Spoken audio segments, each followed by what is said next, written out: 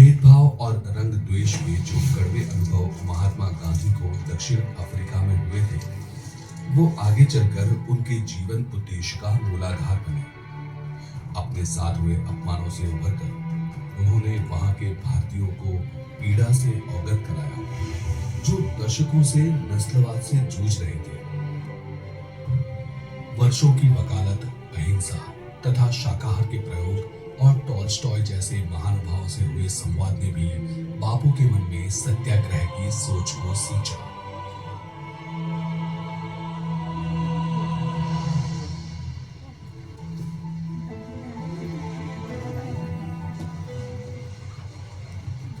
अठारह में गांधी जी दक्षिण अफ्रीका आए और अगले एक दशक तक वकील और स्वयंसेवी के रूप में उन्होंने वहां कार्य किया। सिर्फ इन कार्यों के आधार पर वहां के असंख्य भारतीयों की पीड़ा को सरकार तक पहुंचाना लगभग असंभव था। इसीलिए वर्ष 1903 में उन्होंने अपने वकील मित्र हेनरी पोलक तथा पत्रकार अल्बर्ट वेस्ट की सहायता से एक अखबार इंडियन ओपिनियन की शुरुआत की। इस अखबार का उद्देश्य लोगों को अपने मौलिक अधिकारों से अवगत कराना और उन पर हुए अत्याचारों को सरकार तक पहुंचाना था। वर्ष 1904 में महात्मा गांधी ने इंडियन ओपिनियन को सहकारी आधार पर चलाने का निर्णय लिया। इसके लिए उन्होंने नगर से दूर एक फार्म खरीदा, जो आगे चलकर फिनिक्स सेटलमेंट कहलाया। केवल एक महीने में गांधी जी ने अपने समर्थकों की सहायता से प्रिंटिंग प्रेस को फिनिक्स में स्थानांतरित कर दिया, जहां प्रेस कर्मचारी संयमित जीवन व्यतीत करते हुए अखबार छापने का कार्य करते। साथ ही वे खेती करके अपने लिए अनाज भी उगाते, जिससे इंडियन ओपिनियन को चलाने वाले खर्च में भारी कमी आने लगी। बापू की यह अनोखी पहल सामुदायिक जीवन की गुणवत्ता का श्रेष्ठ प्रमाण था, जहां यूरोपीय एवं भारतीय मूल के लोगों ने आपसी सहिष्णुता, समर्पण और भाईचारे की नई मिसाल कायम की। फिनिक्स से ही विश्व के पहले सत्याग्रह का उदय हुआ, जब सैकड़ों भारतीयों ने एशियाटिक अमेंडमेंट एक्ट नामक काले कानून के खिलाफ आवाज उठाई।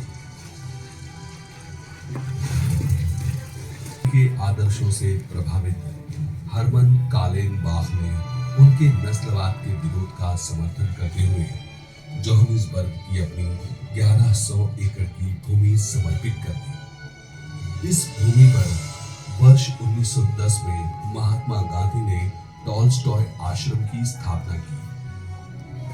टॉलस्टॉय आश्रम में सभी सत्याग्रहियों के साझा आवास के लिए 2 इमारतें बनाई गई थी, एक पुरुषों के लिए और दूसरी महिलाएं और बच्चों के लिए।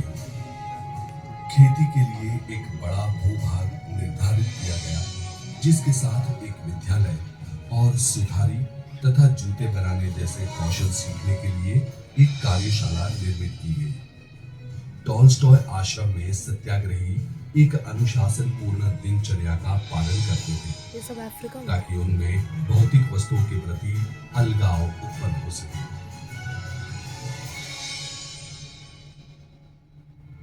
सामुदायिक जीवन के महिलाओं पर पड़े प्रभाव का चमकता उदाहरण वर्ष 1913 में उभरा, जब सरकार ने भारतीय परंपरा से हुए विवाहों को अमान्य घोषित कर दिया था। टॉलस्टॉय से कस्तूरबा गांधी और फिनिक्स से बापू के सहयोगी थम्बी नायडू की पत्नी वीरामन नायडू के नेतृत्व में इन महिलाओं ने न केवल इस कानून के खिलाफ आवाज उठाई, बल्कि ट्रांसवाल के हजारों श्रमिकों को पोल टैक्स के प्रति जागरूक कर उन्हें भी सत्याग्रह से जोड़ा।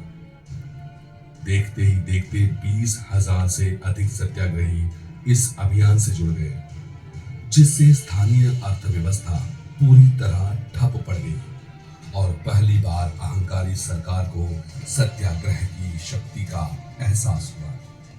मजबूर होकर सरकार ने इन अमानवीय कानूनों पर एक जांच समिति का गठन किया, जिसके फलस्वरूप दशकों से अन्याय और अपमान झेल रहे भारतीय सही मायनों में दमन से मुक्त हुए हैं। 8 वर्षों तक चलने वाला ट्रांसवाल सत्याग्रह औपनिवेशिक दमन के जवाब में सत्य और अहिंसा का वो प्रभावशाली शस्त्र था जिससे आने वाले समय में भारत के स्वतंत्रता संग्राम को नई दिशा प्रदान हुई। इस सत्याग्रह ने मोहनदास गांधी को भारतीयों के नायक के रूप में स्थापित किया और इसी के साथ महात्मा के जीवन उद्देश्य का उदय हुआ।